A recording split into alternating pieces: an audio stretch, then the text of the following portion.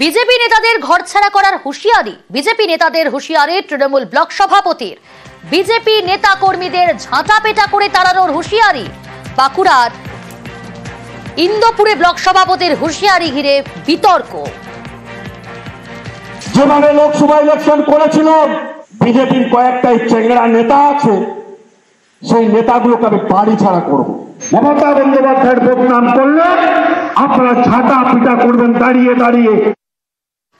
প্রিয়ব্রত রয়েছে টেলিফোন লাইনে। প্রিয়ব্রত, বারবার শীর্ষ নেতৃত্বের তরফ থেকে সতর্ক করা হচ্ছে, তারপরেও কেন এই ধরনের মন্তব্য?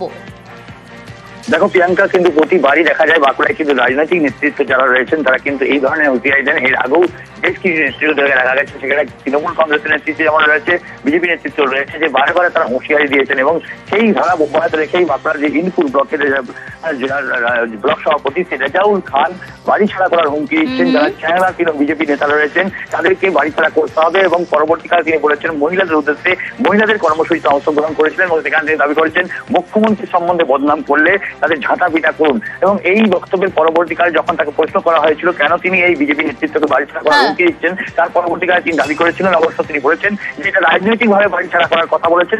তিনি কিন্তু যে বাড়ি ছাড়া করা যেটা বোঝা যায় যে বাড়ি ছাড়া করা হচ্ছে সেই ধরনের কোনো বক্তব্য রাখেননি। রাজনৈতিক বক্তব্য কিন্তু পরবর্তীকালে যে বিজেপি অবশ্য দাবি করেছে যদি বাড়ি ছাড়া করার হুমকি তিনি দেন, সেক্ষেত্রে কিন্তু এই পাল্টা বাড়ি ছাড়া করার কিন্তু হুমকি দেওয়া হয়েছে বিজেপির পক্ষ থেকে। অন্যদিকে ঝাঁটা মারার যে কথাবার্তা, তিনি বলছেন যে আগেই এই নির্বাচন যে হয়ে গেছে, পঞ্চায়েত নির্বাচন এবং লোকসভা নির্বাচন, সেখানে কিন্তু এই বিজেপি নেতৃত্বকে আগেই কিন্তু ঝাঁটাপিটা করে মানুষ সরিয়ে দিয়েছে। সেক্ষেত্রে এই মানুষ কিন্তু প্রমাণিত হয়ে গেছে বিজেপি এবারও কিন্তু নির্বাচনে ঝাঁটাপিটা খাবে। প্রিয়াঙ্কা, বেশ, তৃণমূল ব্লক সভাপতিকে পাল্টাতো বিজেপি। তৃণমূলের ভাষাতেই তৃণমূলকে জবাব বলে তো। আমাদের প্রতিটি বুথে এবং প্রতিটি মোড়ে যেভাবে আন্দোলন শুরু হয়েছে তা দেখে তাদের মাথা খারাপ হয়ে গেছে। শাহজাহান যেভাবে অত্যাচার করেছে, এখানেও যদি কোনো বাবর ঔরঙ্গজেব সেই অত্যাচার করতে শুরু করে বা এই ধরনের কথাবার্তা বলতে চায়, তাহলে আমরা তাদের ভাষাতেই কড়া জবাব দেব এবং আমরা এই ভোটে তাদেরকে রুখে দেব।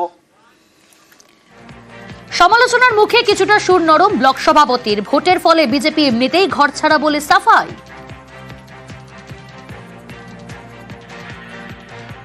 রাজনৈতিক ভাবে আমরা বলা হয়েছে রাজনৈতিক ভাবে ঘর ছাড়া করবো, কারণ আমরা পঞ্চায়েত ইলেকশনে আমরা রাজনৈতিক ভাবে আমরা ঘর ঢুকিয়ে দিয়েছি, মানে জিরো করে দিয়েছি, তাদের একটা সিটও আমরা দিইনি।